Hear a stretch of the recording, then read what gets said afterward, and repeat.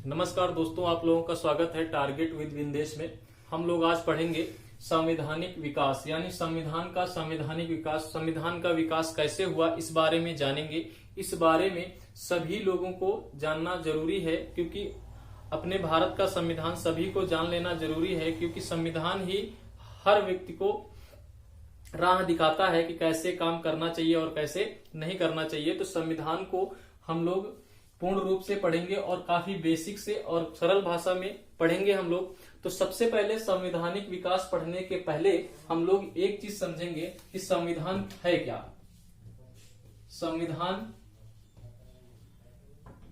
क्या है इस बारे में जानेंगे, क्योंकि पहले तो हमको यही पता होना चाहिए कि संविधान है क्या और क्यों इसको पढ़ना चाहिए। तो दोस्तों, संविधान जो है एक वैधानिक दस्तावेज है। वैधानिक दस्तावेज है। वैधानिक दस्तावेज है। वैधानिक दस्तावेज। दूसरी बात अगर संविधान पे कहें तो संविधान क्या है दोस्तों? संविधान एक शासन की मूलभूत सिद्धांतों का वर्णन करता है। संविधान क्या करता है? शासन के मूलभूत सिद्धांतों का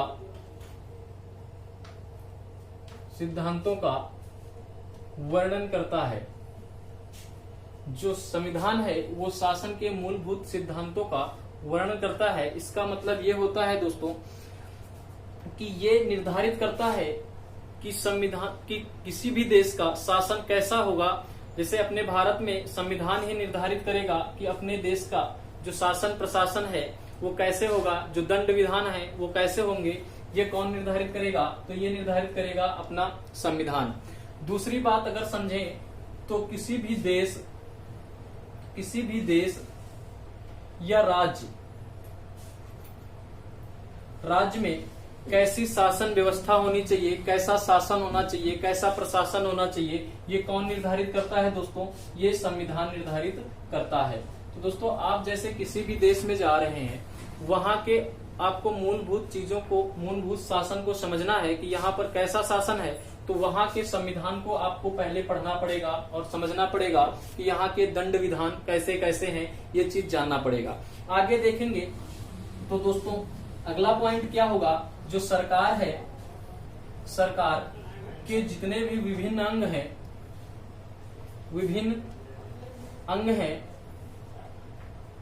हैं, उनके क्या कार्य होंगे, क्या अंतर संबंध होंगे,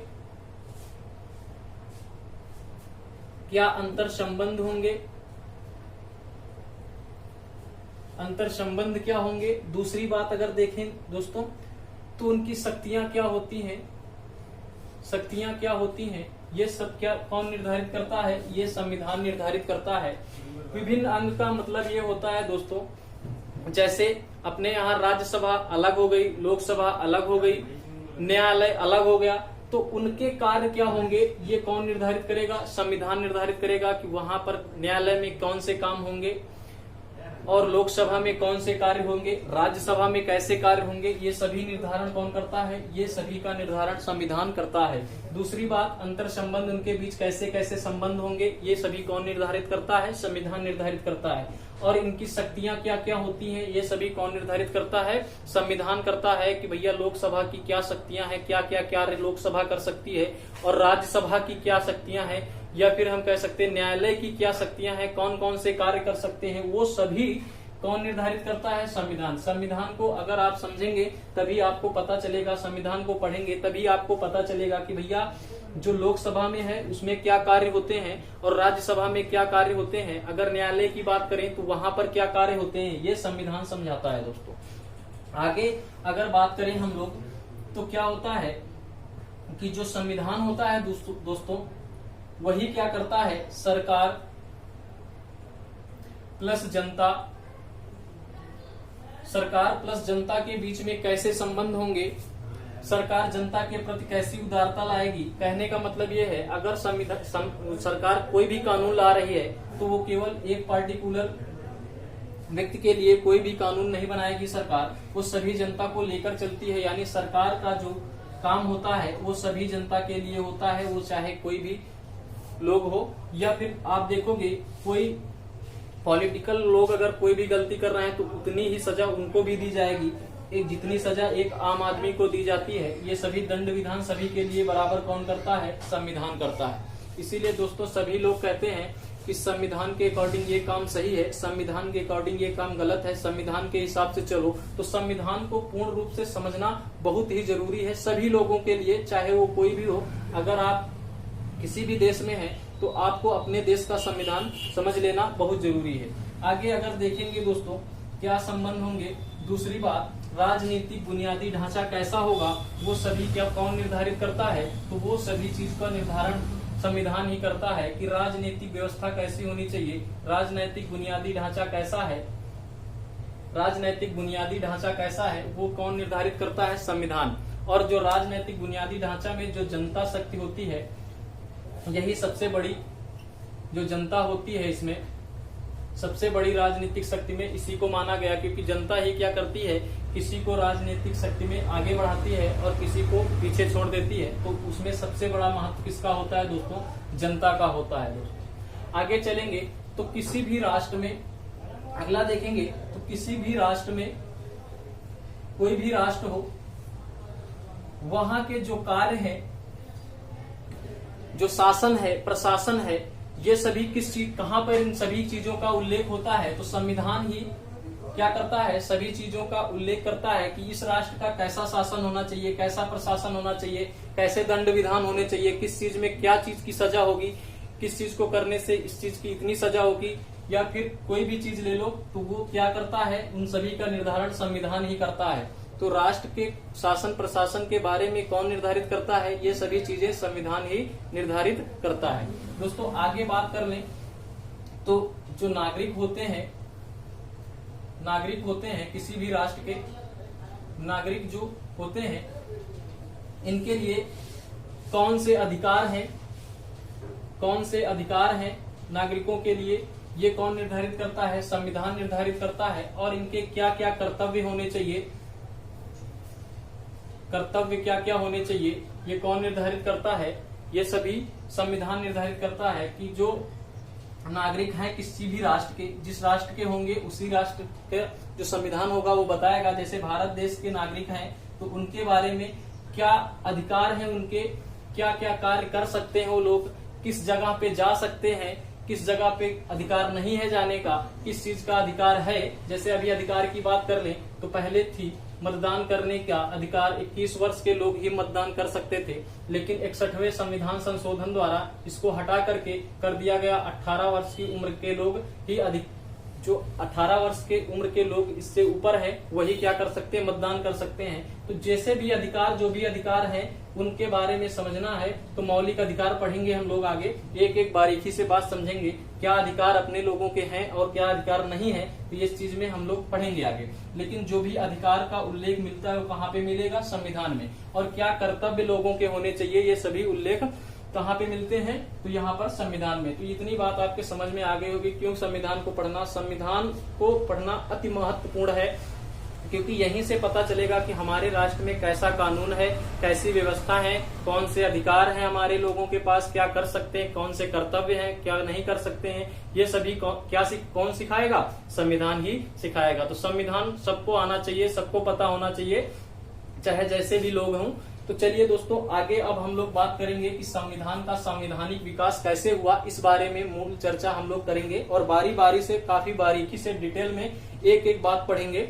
तो बने रहिए दोस्तों इसी चैनल के साथ। अगर सब्सक्राइब नहीं किए हैं, नए हैं चैनल में, तो चैनल को सब्सक्राइब जरूर कर ले। तो चलिए दोस्तों देखते हैं हम लोग आगे कि संवैधानिक विकास कैसे हुआ। तो दोस्तों संविधान का कोई नियमित समय पर इसका विकास नहीं हुआ। अगर संविधान की बात करें तो संविधान का विकास किसी निश्चित समय में विकास नहीं किया गया कि 1 साल से 2 साल में विकास हुआ हो, 2 से 3 साल में विकास हुआ हो। इसका जो विकास हुआ है एक निरंतर गति से काम करते हुए धीरे धीरे से हुआ है। हम कह सकते हैं संविधान का विकास निरंतर क्रम में धीरे धीरे इसका विकास हुआ। कैसे हुआ? तो ब्रिटिश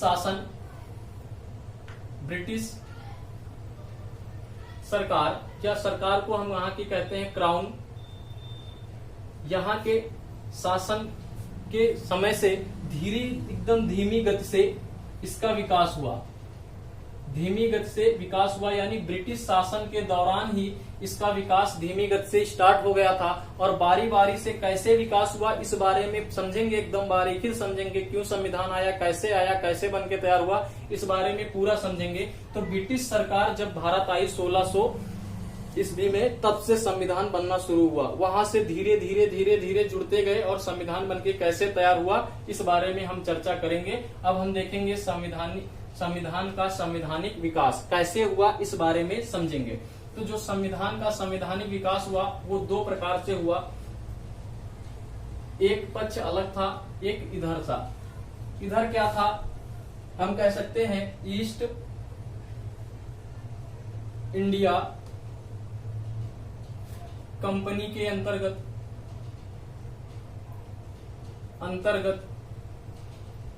और इधर कह सकते हैं ब्रिटिश क्राउन के अंतर्गत। ब्रिटिश क्राउन के अंतर्गत एक तो संविधान का निर्माण किसके अकॉर्डिंग हुआ, ईस्ट इंडिया के कंपनी के अंतर्गत। दूसरा अगर बात करेंगे किसके हिसाब से हुआ, तो ब्रिटिश क्राउन के अंतर्गत। तो इसके पक्ष में क्या क्या बातें हैं ये चीज समझेंगे कि कैसे इसका विकास हुआ धीमी गति से और कैसे धीरे धीरे बढ़ता गया संविधान। तो ईस्ट इंडिया कंपनी के आधार पर सबसे पहले आया था रेगुलेटिंग एक्ट। इसके बारे में हम विस्तारित पढ़ेंगे। अभी केवल ये देखेंगे कौन कौन सी बातें हैं जो ईस्ट इंडिया कंपनी के अंतर्गत संविधान के विकास में लागू होती हैं। तो ईस्ट इंडिया कंपनी आती है। ईस्ट इंडिया कंपनी में हम लोग सबसे पहले पढ़ेंगे रेगुलेटिंग एक्ट, जिसका प्रयोग हुआ था 1773 में। ये पढ़ेंगे हम लोग। अब रेगुलेटिंग एक्ट के बारे में पूर्ण तरीके से पढ़ेंगे। आगे आता है पिट्स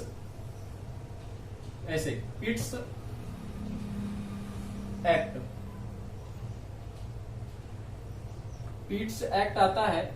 यहां पर क्या होता है ये हम पढ़ेंगे 1784 में।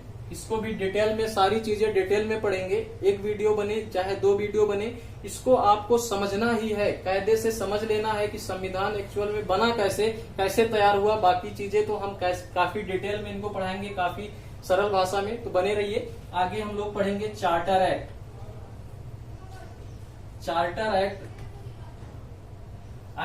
जो कब आता है 1793। फिर इसके बाद अगला चार्टर एक्ट आएगा जिसका प्रयोग हम करेंगे 1813। फिर इसके बाद अगला चार्टर एक्ट आता है जो 1833 में आता है, इसके बारे में भी पढ़ेंगे। फिर अगला चार्टर एक्ट आता है हमारा 1853 में। तो ये चीज हम बारी बारी से पढ़ेंगे। ईस्ट इंडिया कंपनी के अंतर्गत सबसे पहले रेगुलेटिंग एक्ट आया 1773, इसके बारे में पढ़ेंगे। इसके बाद ईस्ट इंडिया एक्ट 1784 आया। इनके बारे में समझेंगे कि यहाँ पर क्या क्या बातें हुई थी, कैसे लागू हुआ था, क्या कानून बने थे, इस बारे में पढ़ेंगे। फिर अगला चार्टर एक्ट 1793 में, फिर चार्टर एक्ट लगातार चलते रहे 1813, 1833, 1853। इनको याद करने के लिए आप देखोगे 20 वर्ष का गैप है, तो ऐसे करके याद कर लेना कि 1793 से चला, फिर 20 वर्ष, फिर 20 वर्ष, फिर 20 वर्ष, इस प्रकार से चार्टर एक्ट आए। अब आगे पढ़ेंगे ब्रिटिश क्राउन के अंतर्गत कैसे विकास हुआ। तो सबसे पहले आया था भारत शासन अधिनियम। भारत शासन अधिनियम आया जो 1858 में चला। इसके बाद हम पढ़ेंगे भारत शासन अधिनियम 1858।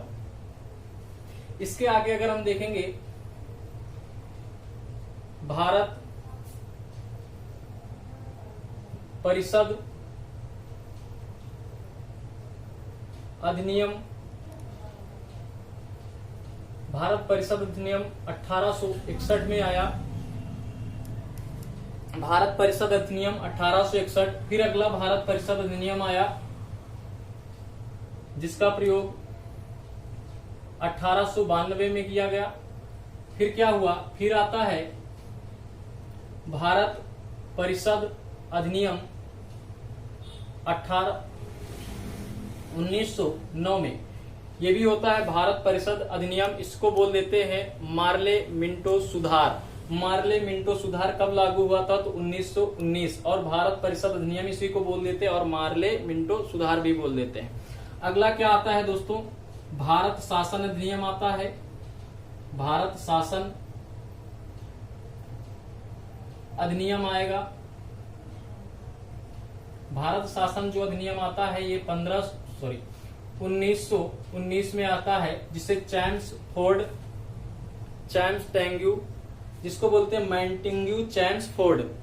मैंटेंग्यू-चैम्सफोर्ड सुधार, इसी को बोल देते हैं भारत शासन अधिनियम 1919 को मैंटेंग्यू-चैम्सफोर्ड सुधार। तो ये चीज इसको भी याद कर लेना, जिसे इसको मार्ले मिंटो सुधार बोलते हैं। इनके बारे में डिटेल में पढ़ेंगे हम लोग, 4-4, 5-5 मिनट के हैं, ज्यादा बड़ा नहीं होगा। तो इनके बारे में हम डिटेल में पढ़ेंगे, क्या क्या हुए थे, यहाँ पर क्या लागू हुआ, यहाँ पर क्या लागू हुआ, इसके बारे में पढ़ेंगे।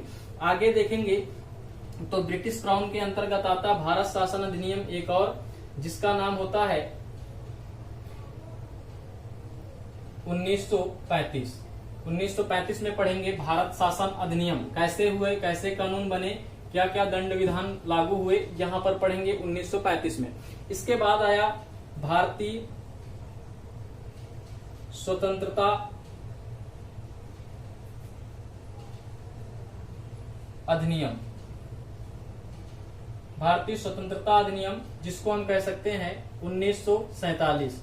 तो यहां पर पढ़ेंगे कैसे स्वतंत्र हुआ देश, कैसे अपना देश में स्वतंत्रता आई, तो इस बारे में पढ़ेंगे। तो यहाँ तक के संविधान के निर्माण में कैसी कैसी प्रक्रिया चली, कैसे संविधान का निर्माण होता गया धीमी गति से, ये चीज पढ़ेंगे। तो देख लेंगे, सबसे पहले ईस्ट इंडिया कंपनी के अंतर्गत हम रेगुलेटिंग एक्ट पढ़ेंगे, फिर पीट्स इंडिया एक्ट। ये सभी थोड़ी थोड़ी देर के वीडियो हैं, तो इनको जल्दी से एक ही वीडियो में कवर कर लेंगे और इधर के एक वीडियो में कवर कर लेंगे। इधर क्या है, भारत शासन अधिनियम 1858 पढ़ेंगे, क्या क्या चीजें लागू हुई, क्या क्या बातें हुई, वो चीजें पढ़ेंगे। भारत परिषद अधिनियम में पढ़ेंगे कि 1852 में भारत परिषद, फिर हमको 1919 में भारत परिषद अधिनियम ही पढ़ना, जिसको मार्ले मिंटो सुधार भी बोलते हैं। फिर भारत शासन अधिनियम पढ़ेंगे 1919, जिसको मैंटेंग्यू-चैम्सफोर्ड सुधार बोलते हैं। फिर हम पढ़ेंगे भारत शासन अधिनियम 1935। फिर इसके आगे हम पढ़ लेंगे भारतीय स्वतंत्रता अधिनियम 1947। तो इस तरीके से हम देखेंगे कैसे भारत का विकास हुआ,